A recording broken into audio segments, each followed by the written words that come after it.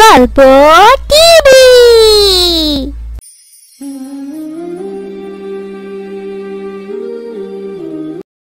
আসসালামু আলাইকুম বাবা। বাবা জানো কাল আমাদের স্কুল বন্ধ।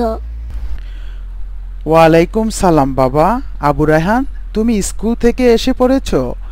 কিসের বন্ধ আবু রায়হান বাবা? আবু রায়হান বাবাকে বললে না কি উপলক্ষে স্কুল কাল বন্ধ দিল?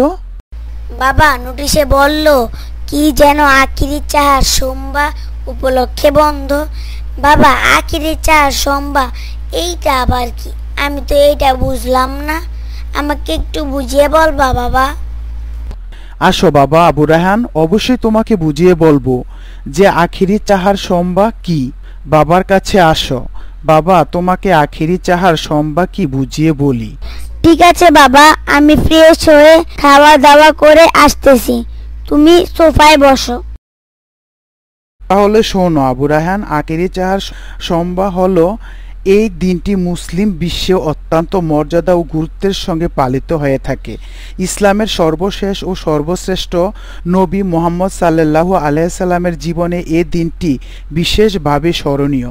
ফার্সি ভাষায় আখের অর্থ শেষ আর চাহার সোমবার অর্থ বুধবার, অর্থাৎ হিজরি সনের সফল মাসের শেষ বুধবারকেই আখিরি চাহার সোমবার বলা হয়।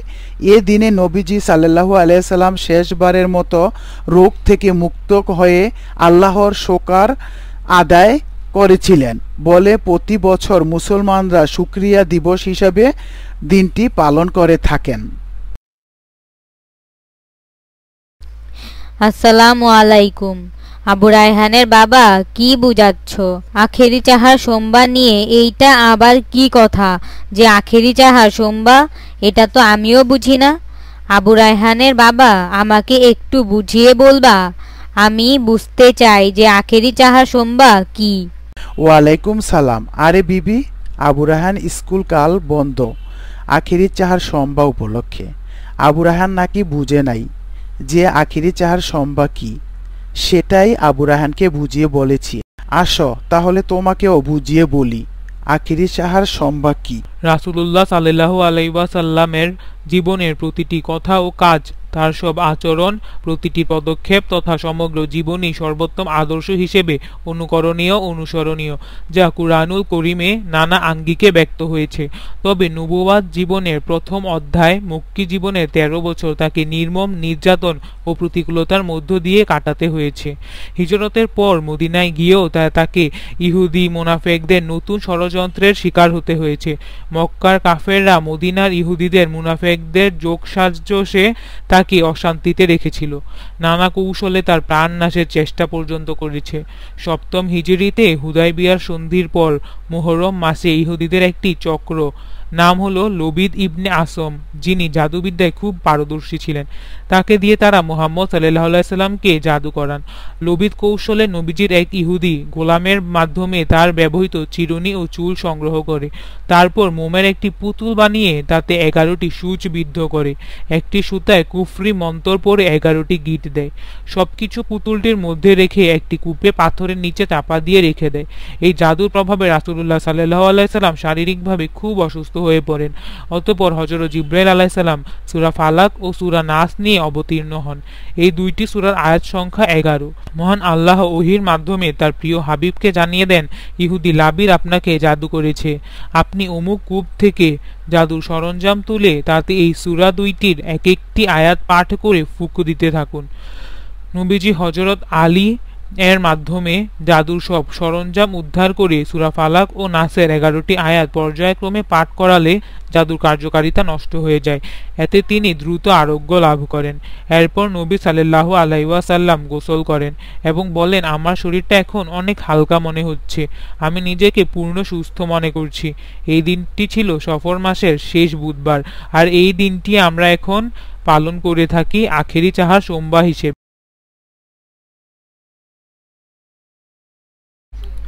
আসসালামু আলাইকুম ভাবি, আজ নাকি আলীর ও আবু রায়হানদের স্কুল বন্ধ দিয়েছে আখিরি চাহার সোমবার উপলক্ষে। ভাবি, এই আখিরি চাহার সোমবার কি ভাবি? বুঝলাম না তো, আমাকে একটু বুঝিয়ে বলবেন তো ভাবি। ওয়ালাইকুম সালাম ভাবি। আরে ভাবি, আসেন আসেন, ভিতরে আসেন, বসেন ভাবি, বসেন ভাবি। আমি আপনাকে বুঝিয়ে বলি। আখেরি চাহার সোমবার হলো মুসলমানদের জন্য অনুসরণীয় ও অনুকরণীয় একটি দিন। এই দিনে আল্লাহ তাআলা আমাদের প্রিয় নবী হযরত মুহাম্মদ সাল্লাল্লাহু আলাইহি ওয়াসাল্লামকে লাবিদের করা জাদু থেকে আরোগ্য দান করেন। আর এই দিনটি ছিল সফর মাসের শেষ বুধবার। নবীজি সুস্থতার খবর পেয়ে একে একে স্ত্রীগণ তার কাছে আসেন। মেয়ে ফাতেমাতুজ জোহরা ইমাম হাসান ও হুসাইনকে নিয়ে উপস্থিত হন। বিশিষ্ট সাহাবায়ে কেরাম নবীজির হুজরার কাছে এসে ভিড় জমান। নবীজি আবেগজড়িত কণ্ঠে সবাইকে বলেন, হে আমার প্রিয় সাহাবী ও ভ্রাতৃবৃন্দ, আমার মৃত্যুর পর আমার বিয়োগে তোমাদের অবস্থা কিরূপ হতে পারে। এ কথা শুনে সবাই কাঁদতে আরম্ভ করেন। তিনি সবাইকে সান্ত্বনা দিয়ে বলেন, কেউ চিরকাল থাকে না, আমাকেও আমার রবের হুকুম মানতে হবে, তার কাছে যেতে হবে। এরপর তিনি মসজিদে নববীতে প্রবেশ করে হযরত আবু বকর সিদ্দিক রাদিয়াল্লাহু আনহাকে ইমামতি করার নির্দেশ দেন। রাসূল সাল্লাল্লাহু আলাইহি ওয়াসাল্লামের জীবদ্দশায় আবু বকর রাদিয়াল্লাহু আনকে দিয়ে ইমামতি করিয়ে তিনি ইঙ্গিত করলেন যে, আমার ইন্তেকালের পর তোমাদের প্রথম খলিফা হবেন আমার প্রিয় সাথী আবু বকর। আলহামদুলিল্লাহ ভাবি, আপনার কাছ থেকে অনেক সুন্দর করে বুঝে গেলাম। আমি আলীকে যে বুঝিয়ে বলি যে আখিরি চাহার সোমবার কি। আসসালামু আলাইকুম আমি জান, তুই কোথায় গিয়েছিলে? আমি তোমাকে খুঁজতেছি। আমি জান, আমাকে বুঝিয়ে বলো আখিরি চাহার সোমবার কি। ওয়ালাইকুম সালাম বাবা আলী, আমি আবু রায়হানের আম্মার কাছ থেকে শুনে এসেছি যে আখিরি চাহার সোমবার কি। আসো বাবা আলী, আম্মাজান এখন তোমাকে বুঝিয়ে বলি। ঠিক আছে আম্মাজান, তাহলে বলো। শোনো তাহলে, আখিরি চাহার সোমবার হলো মুসলমানদের জন্য অনুসরণীয় অনুকরণীয় একটি দিন। এই দিনে লাবিদের করা জাদু থেকে আমাদের প্রিয় নবী হযরত মুহাম্মদ সাল্লাল্লাহু আলাইহি সাল্লামকে আল্লাহ তাআলা আরোগ্য দান করেছিলেন। আরোগ্য দানের এই দিনটি ছিল সফর মাসের শেষ বুধবার। তাছাড়াও এই দিনে আমাদের প্রিয় নবী সাল্লাল্লাহু আলাইহি সাল্লাম বুঝিয়ে দিয়েছিলেন যে তার ইন্তিকালের পর সবার প্রথম খলিফা হবেন তার প্রিয় সাথী আবু বকর। নবীজিকে পূর্ণ সুস্থ দেখে সাহাবায়ে কেরাম খুবই আনন্দিত হন। প্রত্যেকে নিজ সামর্থ্য অনুযায়ী দান সাদকাও করেন।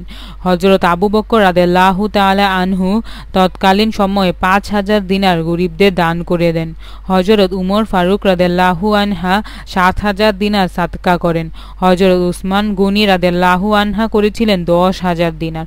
হযরত আলী রাদিয়াল্লাহু আনহা দান করেন ৩,০০০ দিনার। সাহাবী আব্দুর রহমান ইবনে আউফ রাদিয়াল্লাহু আন এই খুশির সংবাদে ১০০ উট আল্লাহর রাস্তায় দান করেন।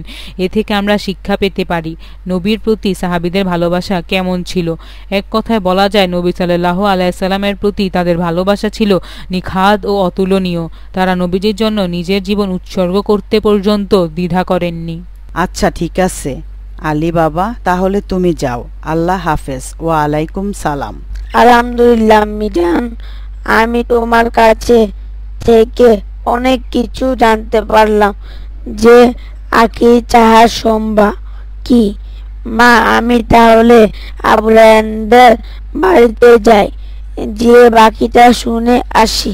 আসসালামু আলাইকুম আম্মি। আচ্ছা ঠিক আছে আলী বাবা, তাহলে তুমি যাও। আল্লাহ হাফেজ। ওয়া আলাইকুম সালাম।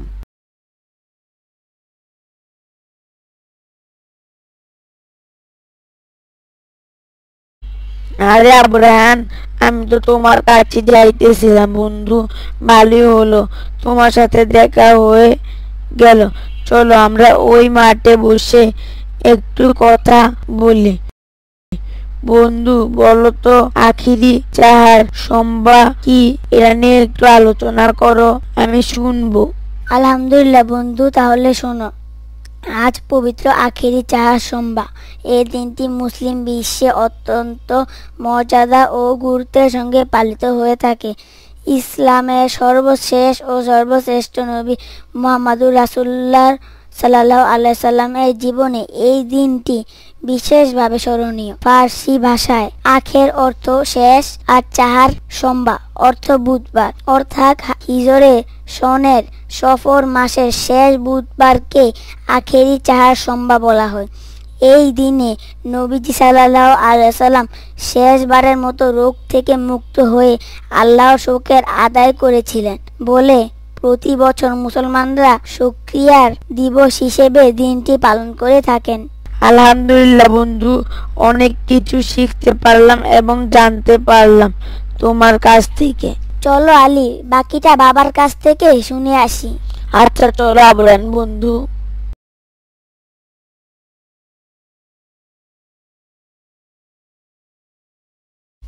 আসসালামু আলাইকুম বাবা। বাবা, মহানবী সাল্লাল্লাহু আলাইহি ওয়াসাল্লাম কি অসুখে হয়েছিল তা আমাদের বুঝিয়ে বলো, আমরা তোমার কাছ থেকে শুনতে এসেছি। আচ্ছা, তাহলে শোনো, তোমাদের বিস্তারিত বলি। আমাদের হযরত মুহাম্মদ সাল্লাল্লাহু আলাইহি ওয়াসাল্লামকে নবুয়ত জীবনের প্রথম অধ্যায় মুক্কি জীবনে 13 বছর তাকে নির্মম নির্যাতন ও প্রতিকূলতার মধ্য দিয়ে কাটাতে হয়েছে। হিজরতের পর মদিনায় গিয়েও তাকে ইহুদি মুনাফিকদের নতুন ষড়যন্ত্রের শিকার হতে হয়েছে। মক্কার কাফেররা মদিনার ইহুদি মুনাফিকদের যোগ সাজশে তাকে অশান্তিতে রেখেছিল, নানা কৌশলে তার প্রাণনাশের চেষ্টা পর্যন্ত করেছে। সপ্তম হিজরিতে হুদায়বিয়ার সন্ধির পর মুহররম মাসে ইহুদিদের একটি চক্র লুবিদ ইবনে আসম, যিনি জাদুবিদ্যায় খুবই পারদর্শী ছিলেন এবং তিনি পারদর্শী ছিলেন বলে তিনি কৌশলে নবীজির এক ইহুদি গোলামের মাধ্যমে তার ব্যবহৃত চিরুনি আর চুল সংগ্রহ করেন। তারপর মোমের একটি পুতুল বানিয়ে তাতে 11টি সূচ বিদ্ধ করে, একটি সুতায় কুফরি মন্ত্র পড়ে 11টি গিট দেয়।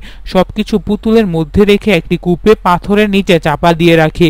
এই জাদুর প্রভাবে রাসূলুল্লাহ সাল্লাল্লাহু আলাইহি ওয়াসাল্লাম শারীরিকভাবে খুবই অসুস্থ হয়ে পড়েন।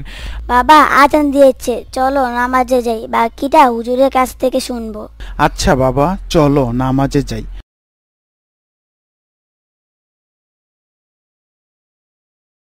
হুজুর, আখিরি চাহার সম্বা নিয়ে আমাদের একটু ব্যাখ্যা করে বুঝিয়ে দেন তো হুজুর। আচ্ছা ঠিক আছে, এই তো ভালো জিনিস জানতে চেয়েছেন, আপনাকে ধন্যবাদ।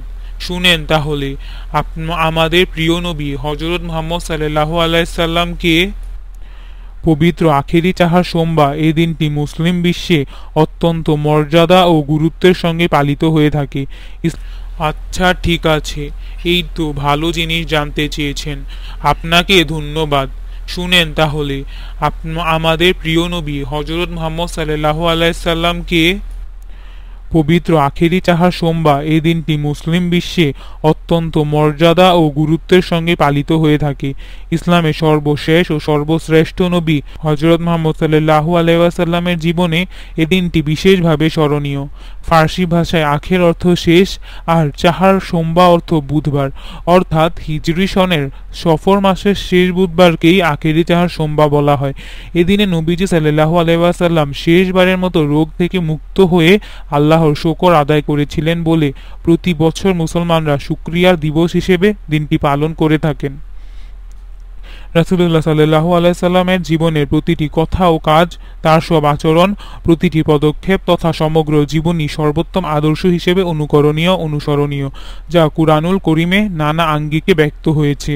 তবে নবুয়াত জীবনের প্রথম অধ্যায় মক্কি জীবনে 13 বছর তাকে নির্মম নির্যাতন ও প্রতিকূলতার মধ্য দিয়ে কাটাতে হয়েছে। হিজরতের পর মদিনায় গিয়েও তাকে ইহুদি মুনাফিকদের নতুন ষড়যন্ত্রের শিকার হতে হয়েছে। মক্কার কাফেররা মদিনায় ইহুদি মুনাফিকদের যোগ সাজশে তাকে অশান্তিতে রেখেছিল, নানা কৌশলে তার প্রাণ নাশের চেষ্টা পর্যন্ত করেছে। সপ্তম হিজরিতে হুদায়বিয়ার সন্ধির পর মুহররম মাসে ইহুদিদের একটি চক্র লবিদ ইবনে আসম, যিনি জাদুবিদ্যায় খুব পারদর্শী ছিলেন, তাকে দিয়ে তারা মুহাম্মদ সাল্লাল্লাহু আলাইহি সাল্লামকে জাদু করান। লবিদ কৌশলে নবীজির এক ইহুদি গোলামের মাধ্যমে তার ব্যবহৃত চিরুনি ও চুল সংগ্রহ করে।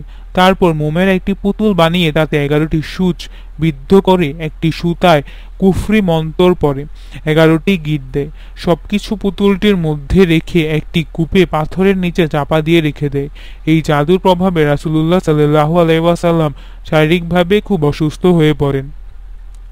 অতঃপর হযরত জিবরাইল আলাইহিসসালাম সূরা ফালাক ও সূরা নাস নিয়ে অবতীর্ণ হন। এই দুইটি সূরার আয়াত সংখ্যা 11। মহান আল্লাহ ওহীর মাধ্যমে তার প্রিয় হাবিবকে জানিয়ে দেন, ইহুদি লুবিদ আপনাকে জাদু করেছে, আপনি অমুক কূপ থেকে জাদুর সরঞ্জাম তুলে তাতে এই সূরা দুইটির এক একটি আয়াত পাঠ করে ফুঁক দিতে থাকুন। নবীজি হযরত আলী রাদিয়াল্লাহু আন এর মাধ্যমে জাদুর সব সরঞ্জাম উদ্ধার করে সূরা ফালাক ও সূরা নাসের 11টি আয়াত পর্যায়ক্রমে পাঠ করালে জাদুর কার্যকারিতা নষ্ট হয়ে যায়।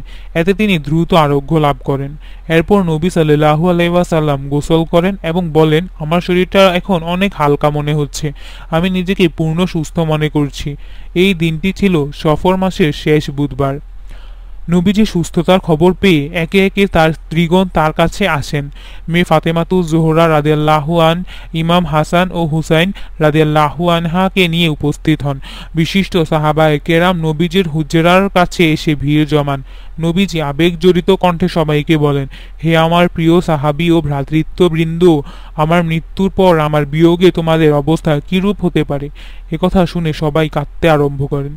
তিনি সবাইকে সান্ত্বনা দিয়ে বলেন, কেউ চিরকাল থাকে না, আমাকেও আমার রবের হুকুম মানতে হবে, তার কাছে যেতে হবে। এরপর তিনি মসজিদে নববীতে প্রবেশ করে হযরত আবু বকর সিদ্দিক রাদিয়াল্লাহু আনকে ইমামতি করার নির্দেশ করেন। রাসূল সাল্লাল্লাহু আলাইহি ওয়াসাল্লামের জীবদ্দশায় আবু বকর রাদিয়াল্লাহু আনকে দিয়ে ইমামতি করিয়ে তিনি এই ইঙ্গিত করলেন যে, আমার ইন্তেকালের পর তোমাদের প্রথম খলিফা হবেন আমার প্রিয় সাথী আবু বকর। নবীজিকে পূর্ণ সুস্থ দেখে সাহাবায়ে কেরাম খুবই আনন্দিত হন।